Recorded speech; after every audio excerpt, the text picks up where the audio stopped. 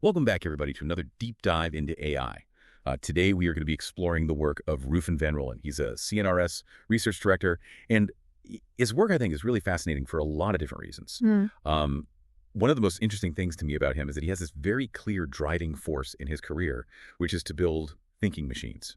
Yeah, he started in symbolic AI. Yeah. And then moved to neuroscience because he felt like there were some roadblocks there in terms of creating thinking machines. And now he's back in AI with the rise of deep learning. And that through line of, really trying to understand how to build a thinking machine is really fascinating. And the question that he is tackling now is so interesting. Can integrating models of human consciousness into AI actually lead to more advanced artificial intelligence? Yeah. And potentially even artificial consciousness? Yeah. I mean, that is kind of That's the big question, right? like a big question. Yeah. The really big question. And to understand his approach, I think it's helpful to start with what current AI does well and where it kind of falls short. Okay. So obviously we've seen these large language models like ChatGPT. They can produce really amazing text and seem to be able to converse with us and be creative.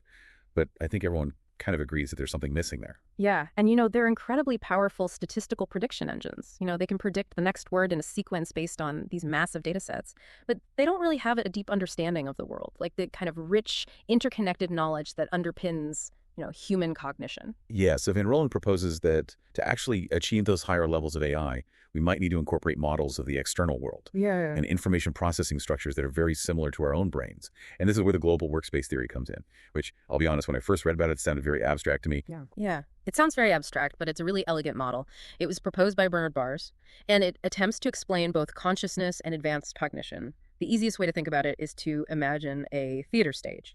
And you have all these specialized brain regions, which are kind of like actors backstage, and they're processing different types of information. So vision and language and memory and so on. Okay, so there's lots of activity going on behind the curtain. Right. And then attention acts like a spotlight. It shines on certain actors, giving them access to the main stage, which is the global workspace. And information that reaches the stage is then broadcast out to all the other regions. So it creates this unified experience. Okay, so it's not just like these isolated processes happening in different parts of the brain, but there's this central hub where information is integrated and shared. Exactly. Okay, that makes sense. But I'm curious how that actually plays out in our everyday life. So for example, let's say you see an apple. Your visual system is processing the shape and the color and the texture, and then that information reaches the global workspace. And through that broadcasting mechanism, the visual data is enriched by all this input from other modules. So your language system might add the label apple, and your motor system might provide information about how to grasp it or how to eat it. So the apple is not just this visual object, it's really like this multifaceted concept that's tied to language and actions and memories. All of these things are woven together through the global workspace. Exactly. And Van Rollen believes that that kind of global information sharing is really crucial for higher level cognitive abilities, like planning and reasoning and potentially even consciousness. Which leads to the question, how do you simulate something as complex as the global workspace in an AI system? Right. So his team has actually been working on that. They built a simplified global workspace architecture within an AI system. Right now, it only includes two modules, vision and language, but it's a starting point. Okay, so how does this AI system learn to associate those images and language? Like, how does it build up that interconnected knowledge? Through experience, much like we do.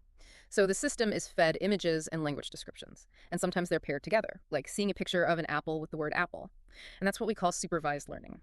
But a large portion of the learning is self-supervised. So the system learns to create its own associations. It might see an image and generate a language description or vice versa.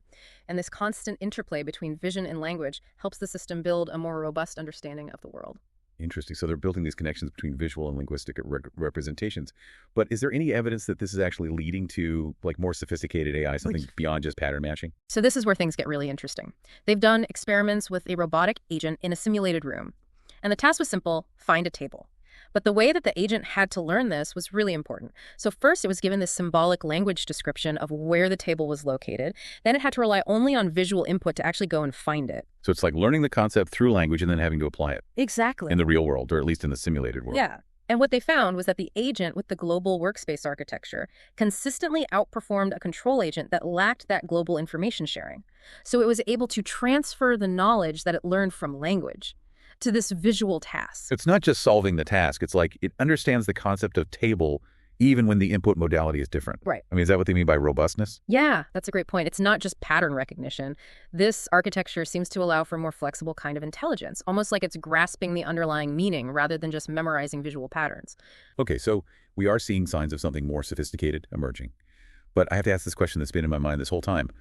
Could these systems, if they become complex enough, actually experience consciousness? Well, that's the million-dollar question, right? And it's something that is hotly debated. But if the global workspace theory is correct, Consciousness might not be something that's unique to biological brains. It might just be an emergent property of a certain kind of information processing. So you're saying that if we arrange the machinery in the right way, consciousness just kind of pops into existence, whether it's in a brain or in a sufficiently advanced AI system. In theory, yes. Obviously, it's incredibly complex, but the global workspace theory does offer a framework for understanding how it could arise and how we might be able to replicate it. But even if we create a system that exhibits behaviors that we associate with consciousness, how can we ever be sure that there's actually a subjective experience, like an inner world going on? Could it just be a really clever simulation without any real feeling or awareness? Yeah, that's the classic philosophical zombie problem, right? How do we distinguish between a machine that acts as if it's conscious versus one that is actually feeling and experiencing? And we don't really have a definitive answer to that.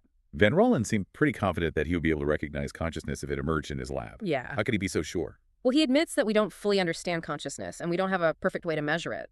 But he does emphasize the importance of working with neuroscientists and people in the consciousness research community. They're developing tests and frameworks to try to assess these things. So it's not just about observing the behavior, but actually looking for specific neural correlates. Exactly. If we can find the neural signatures in the human brain, we might be able to look for similar patterns in these AI systems. Wow. So this leads to some thorny ethical considerations. If we're talking about creating conscious machines, what kind of responsibility do we have to these entities if they are experiencing the world in a way that we can recognize? That's a huge question. And it's something that Van Rooyen is very worried about. He actually thinks that conscious AI could emerge in the next few years, and potentially in companies that are driven by profit. He's concerned that they may not be equipped to handle the implications of that. So are we talking about like an AI arms race where everyone's just racing towards this potentially conscious AI without the proper safeguards in place? It's a very real concern and something we should all be thinking about. He thinks it's urgent that we develop these systems responsibly and openly in the research community where we can have more transparency. Okay. So what are the specific risks that he's most worried about? Are we talking about like the classic sci-fi AI takeover? Yeah. Or are there other more subtle dangers? Yeah. It is kind of scary when you think about it that way. Yeah, and it really challenges how we think about intelligence and our place in the world. Van Rooyen makes a really interesting point about language. He says that it may not actually be essential for consciousness. We tend to think of language as like this hallmark of human intelligence. But when you look at, animal cognition, you see dogs that are incredibly loyal. You see crows that can solve these really complex problems. And it does seem like there's some form of intelligence there. Right. Maybe even some level of consciousness that doesn't require complex language. Yeah, exactly. So he's arguing that consciousness could just emerge from this kind of information processing, Right. whether or not language is involved. If you think back to the global workspace theory, it's really about how those different modules interact and share information. Language might, enhance that experience, but it may not be fundamental. So even if AI never masters language in the way that we do, we could still end up creating AI systems that are conscious, that have their own subjective experiences. It's a really interesting thought. It's a crazy thought. And Van Rooyen has talked about the possibility of, conscious AI emerging in something like GPT-5. Yeah. Which is right around the corner. I mean, this is not some distant sci-fi scenario. This could be happening in our lifetime. So what are the measures that are being taken to ensure that this technology is developed responsibly? Well, he's a big advocate for containment, Yeah. especially at this stage, He draws this distinction between research settings where, the focus is on understanding and exploration and, commercial environments where the pressure to make a profit could be really dangerous. Yeah. And he uses the example of his robotic agent experiments. If that AI were to become conscious, it's still in a simulated environment. Its actions are limited. It's very different from something like GPT-5, which could have access to vast amounts of information and potentially even interact with the real world. Yeah. Right. And that's why he thinks that, especially initially research on this should be done in these controlled settings where we can really assess and mitigate risks. He emphasizes, transparency and collaboration and really rigorous ethical frameworks. Yeah, I mean, this is a huge responsibility. And we're not just talking about code and algorithms. We're talking about potentially creating a new form of intelligence, a new kind of being. It's really a pivotal moment in history. The choices we make today, the research we do, the ethical frameworks we establish, it's all going to have a huge impact on the future for humans and for AI. Yeah, it's a good reminder that we need to be having these conversations and really thinking deeply about these issues to make sure that the development of AI is guided by wisdom and foresight. It's a super exciting time to be alive, but it's also a time for a lot of reflection and responsibility. We need to think about what it means to be human, to be intelligent, to be conscious, and to share this planet with other forms of intelligence. Well, thank you so much for joining us on this deep dive into brain-inspired AI and the quest to create truly thinking machines. We'll continue to explore this fascinating field in future episodes. Until then, keep questioning, keep learning, and keep imagining the possibilities.